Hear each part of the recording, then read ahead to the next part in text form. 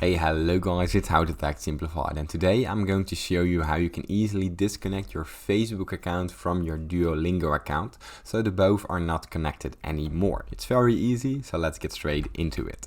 The first thing that you want to do is hop onto your preferred browser and go to facebook.com. Now from there you sign into the account which you want to disconnect, and we want to go to the top right corner where your account appears.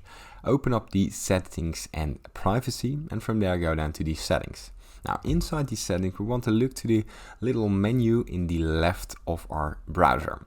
Now here we want to scroll down and find your activity and permissions. Now here open up the apps and websites, and into the apps and websites we scroll down till we find the Duolingo connection, the application. Now here we want to go to view and edit, and inside view and edit we can remove the option to connect the both. Simply press remove, and this removes Duolingo from your Facebook account, and the both are not linked together anymore. It's easy as that. Now if this tutorial was helpful, please consider subscribing to my YouTube channel. It helps me a lot, and thank you for watching.